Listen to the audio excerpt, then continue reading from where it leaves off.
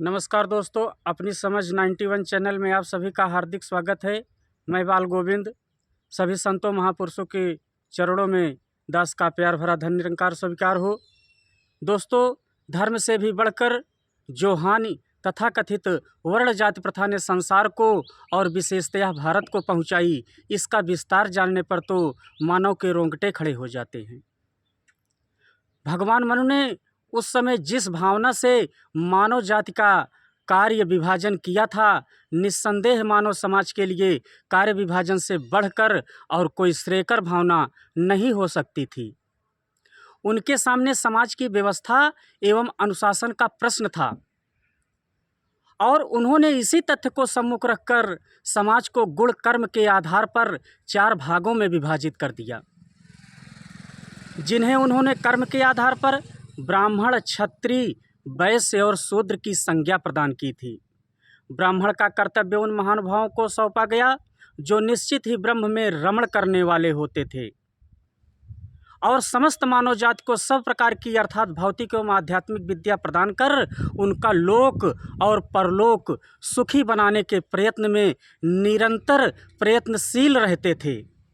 ठीक इसी प्रकार समाज की रक्षा के लिए जो सजग प्रहरी के रूप में काम किया करते थे, जो सजग प्रहरी के रूप में सदा तत्पर रहते थे, उन्हें छत्री के रूप में सम्मानित किया गया।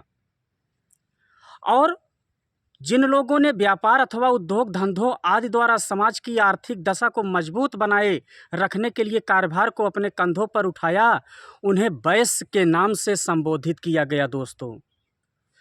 और जिन्होंने इन तीनों की सेवा का अपना कर्म बना लिया, उन्हें शूद्र के नाम से अभिहित किया गया दोस्तों। ज्यों-ज्यों समय बीतता गया, मनुष्य इस कर्म भावना को भूलने लगा। वह जिस प्रकार के काम करने वाले माता पिता के घर जन्म लेता, भले ही वह उन जैसा कर्म करता हो या न करता हो, अपने आप को उसी प्रकार का संपन्न एवं हर प्रकार से योग्य समझने लगा दोस्तों। यहीं तक नहीं, कुछ और समय बीतने पर तो इस कर्म विभाजन ने ऐसी भयानक उलझन का रूप धारण कर लिया कि जिसके परिणाम स्वरूप बड़े बड़े समाज सुधारक भी इस कुप्रथा का निराकरण करते करते अंत में स्वयं भी इसके एक प्रकार से शिकार होकर अपना दम तोड़ दिए। तो दोस्तों, ये वर्ण हानि है। जो भगवान मनु ने वर्ण व्यवस्था बनाई थी, उन्होंने बहुत अच्छी व्यवस्था बनाई थी। वह व्यवस्था आज भी लागू है। इसके बाद एक वीडियो बनाने जा रहा हूँ जिसका नाम वर्ण व्यवस्था ही रहेगी। उसमें आगे आपको बताया जाएगा कि ब्राह्मण, क्षत्रिय, वैश्य, शूद्र क्या होते हैं, आखिर किसको कहा जाता है।